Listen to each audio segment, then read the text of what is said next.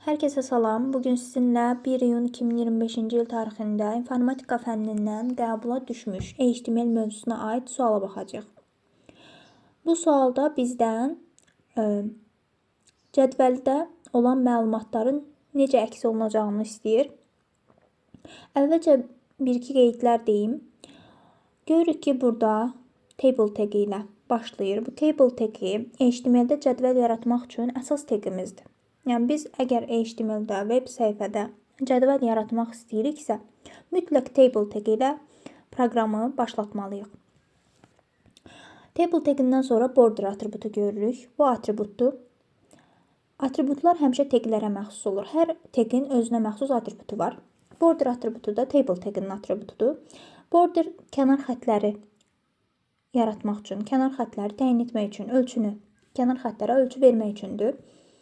Aşağıda görürük tr, th, td tagləri. Bu taglər nə üçündür? tr tagi table row mənasındadır açılışı.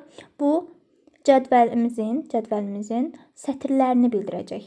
Tr gördüyümüz yerdə biz sətirləri görürük. Artıq tr-nin daxilində nə yazmışıqsa, tr-lərin daxilində nə yazmışıqsa bizim sətirlərimiz olacaq. th isə table hide. Cədvəlin başlıqları. Bu cədvəlin başlığı deyəndə sütun başlıqları nəzərdə tutur.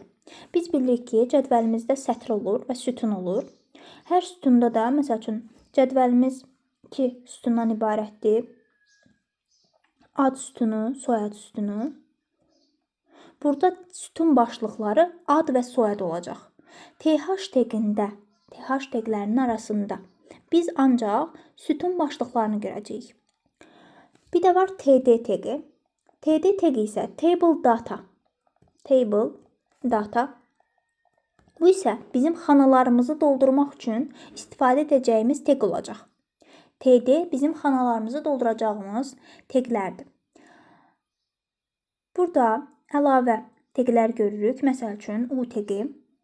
U tagi underline İngiliscə underline mənasında, yəni altdan xətt çəkilmiş mənasını verir. U tagini gördüyünüz yerdə deməli altdan xətt çəkilmiş olacaq. Yəni u taginin arasında nə yazmışıqsa onun altından xətt çəkilmiş olacaq. Sonra burada görürük i tagi.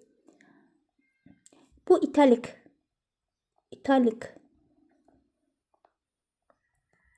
kursiv və yaxud da maili yazını bildirir. Yəni biraz əyri yazılmış yazılar görürsünüz. Onlar italic taginin arasında yazılmış yazılardır. İndi baxaq, bir də burada görürük ki, B tagi var. Gördüyümüz taglərin hər birini qeyd edeyim ki, yadınıza düşsün. B tagi isə bold. Qalın yazı deməkdir. Tünd yazılı sözlərdə bold tagindən istifadə edilir. İndi bizim HTML-də yazılmış bu kodumuz bizə cədvəl verəcək. Bunu bildik. Çünki bilirik ki, table tagi ilə açılıb və table tagi ilə bağlanıb. Bax, bunlar açılan və bağlanan taglər. Table tagi burada açılıb və ən axırda bağlanır. Əsas tag həmişə birinci açılır və sonuncu bağlanır. Sonra biz əvvəlcə təyin etməliyik ki, bizim cədvəlimizdə neçə sətr, neçə sütun olacaq? Biz sətirlərin sayını hardan bilirik? Sütunların sayını hardan bilirik?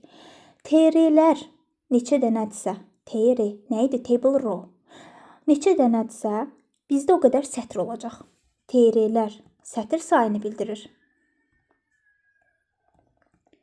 Bir də th-lar sütun sayını bildirir. Yəni biz cədvəlimizdə neçə sətr, neçə sütun olduğunu bilmək üçün bu iki taga diqqət etməliyik. İndi baxaq görək bizdə neçə tr, neçə th var? 1 tr-lər sayıram. 2 3 bu qədər. 3 tr var. Yəni 3 sətr olacaq. Sütunları saymaq üçünsə, sütunların sayını bilmək üçünsə dedik th-ları saymalıyıq. Th-lar da görürük ki, bir dənə burada, 2 bu qədər. 2 dənə də th varsa 2 dənə də sütun olacaq. Deməli bizim cədvəlimiz 3 sətr 2 sütundan ibarət olacaq. Cədvəlimizi qursaq, 3 sətrimiz, 2 sütunumuz olmalıdır.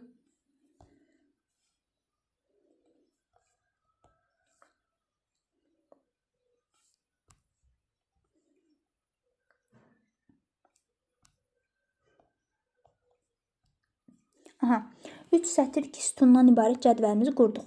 İndi hardan bilək ki, bizim hansı xanamıza hansı element yazılacaq?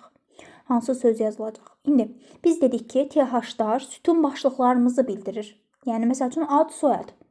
Ad bir dənə sütun başlığıdır, bir TH-ın daxilində yazılacaq. Soyad digər sütun başlığıdır, ikinci TH-ın daxilində yazılacaq. İndi biz sütun başlıqlarını tapmaq üçün TH-darı görməliyik. TH-ların arasında, baxın, burada görürsünüz 4 dənə TH var deyə bilərsiniz. Ancaq burada əslində 2 dənə TH var. O slash TH-dar əsas TH-ın, yəni açan və bağlanan teklərimiz var. Biz bilirik ki, HTML-də 2 cür var. Açan və bağlanan tekimiz var. Açan tek sadəcə böyük kiçik işarələrin arasında teqin adı yazılır. Bağlanan tekdə isə əlavə olaraq slash işarəsi yazılır. Teqin önündə slash işarəsi yazılır. İndi görürəm ki, TH-ın birinci TH fən sözünü ortasında yerləşdirir. Yəni, fən sözü TH-ların arasında yerləşir. Birinci TH-ın arasında yerləşir. Deməli, mənim birinci sütunum fən olacaq. Fən sözünün əlavə olaraq görürəm ki, U teqi ilə yazılıb. Fən sözü həm TH-dadır, TH-ın arasında yerləşir, həm də U teqlərinin arasında yerləşib. Deməli, fən sözü həm sütun başlığı olacaq, həm də altından xətt çəkiləcək. U-nun açılışı nə idi? Underline, altından xətt çəkilmiş. Deməli, fən sözü yazılacaq və altından xətt çəkiləcək. Sonra, ikinci sütun başlığım nədir? İkinci TH-ın daxilində yerləşən müəllim sözü. Müəllim sözündə də görürəm ki, i teqlərinin arasına salınıb. Deməli, i teqi nə idi? İtalik, maili və kursiv. Maili, yəni kursiv. Müəllim teqi də biraz əyri yazılacaq, yəni maili yazılmalıdır.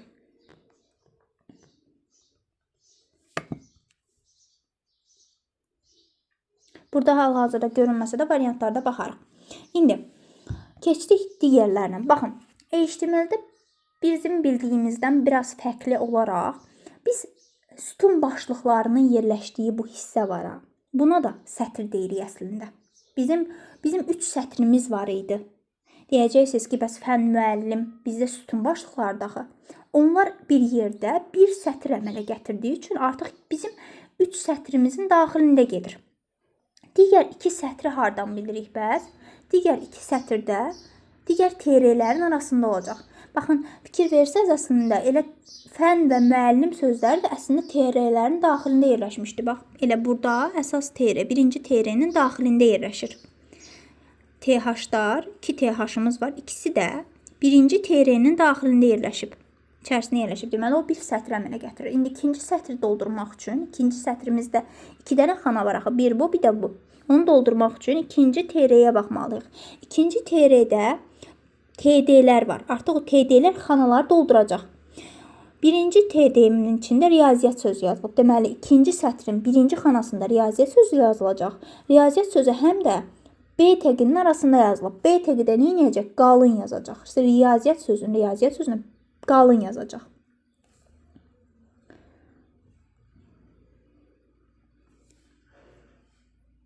Biraz qalın yazacaq. Riyaziyyat sözünü qalın yazacaq. Sonra ikinci xanam nə olacaq? İkinci sətrin ikinci xanası.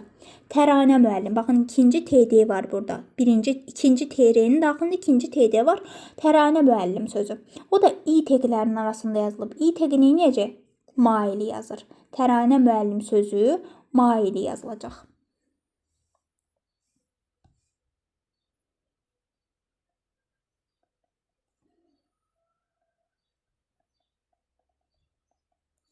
Sonra, indi keçdik sonuncu sətrimizə. Sonuncu sətrimiz sonuncu TR-nin daxilində yerləşək. Sonuncu TR-imizin daxilində 2 dənə TD var. Yəni 2 dənə xana olacaq. Birinci TD-nin daxilində, TD təqinin daxilində birinci xanam əmələ gətirən ingilis dili sözü var. İngilis dili sözündə görürəm ki, yenə B təqinin arasında yazıb. B təqi də bildik ki, bold, qalın yazacaq. Deməli, ingilis dili sözü qalın yazılacaq. Sonra ikinci xanamda Lalə müəllim olacaq. Lalə müəllim də görürəm ki, U təqinin arasında yazılıb. Deməli, Lalə müəllim sözü də altından xətt çəkilmiş yazılacaq.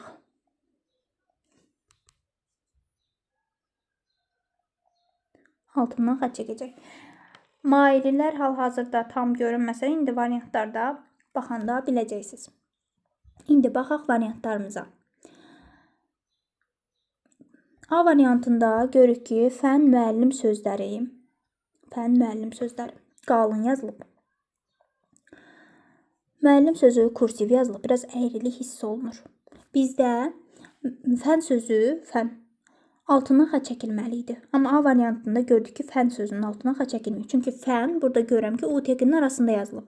U təqinin arasındasa altından xətt çəkilməli idi. Onda A variantında fən sözü altından xətt çəkilmədiyi üçün elə çıxdı. B variantında fən sözü altından xətt çəkilib. Müəllim sözü maili yazılıb. Baxın, deyəcəksiniz ki, qalın yazılıb bunlar. Niyə qalın yazılıb? Sütun başlıqları həmişə seçilir. Biz bildirməsək belə, yəni kodda onu bold təqinin arasında yazmasaq belə, sütun başlığı həmişə seçilməlidir deyə proqram avtomatik özü sütun başlıqlarını qalın yazır. Ona görə fən və müəllim sözü nə olsun ki, bold təqinin arasında yazılmayıb, amma avtomatik olaraq qalınlaşdırılıb. Biz əsas fikir verməliyik, hansı təqlər iştirak edir. Fən sözündə U təqi iştirak edir. U təqi altından xətt çəkəcək. B variantında fən sözünün altından xətt çəkib. Müəllim sözü isə I təqinin arasındaydı, maili yazılmalıydı. Görürük ki, B variantında maili də yazılma hiss olunur. Artıq M hərfindən hiss eləyirik ki, L-dan, M-dan hiss eləyirik ki, biraz maili yazılıb. Çapını görünmür. Sonra indi keçək riyaziyyat sözünə. Riyaziyyat sözü B təqinin arasındaydı, bold, qalın yazıydı. Görürük ki, burada da B variantında riyaziyyat sözü qalın yazılıb. Təranə müəllim sözündə italik I təqinin arasında yazılmışdı. Görürük ki, təranə müəllim sözü maili yazılıb. Bu da düz gəlir. Sonra ingilis dili sözünə baxaq. İngilis dili sözü, baxın, B təqinin arasında yazılmışdı. B təqi də qalın yazmalıydı. Amma görürəm ki, ingilis dili sözü qalın yazılmayıb. Deməli, B variantı ona görə çıxacaq. C variantına baxaq. C variantında avtomatik gözümüzə çarpır müəllim sözünün altından xətt çəkilib. Amma bizim müəllim sözünün altından xətt çəkilməsi üçün underline təqi yoxdur axı. Maili yazması üçün I təqi var idi. Deməli, bu səhvdir. C variantı da çıxdı. D variantında fən sözünün altından xətt çəkib, müəllim sözü maili yazılıb, riyaziyyat qalın yazılıb, bu da düzdür. Təranə müəllim sözü maili yazıldı. İngilis dili sözü qalın yazıldı, bu da düzdür. Müəllim sözünün, daha doğrusu Lalə müəllimin isə altından xətt çəkilməli idi. Bax, burada Lalə müəllim underline təqi idi axı, altından xətt çəkilməli idi. Amma burada görürük ki, D variantının altından xətt çəkilməyib. Ona görə bu da səhvdir. Ancaq Y variantında bütün şərtlər ödəndiyi üçün hər birini düz qəbul edirik və cavabımız olacaq Y variantı.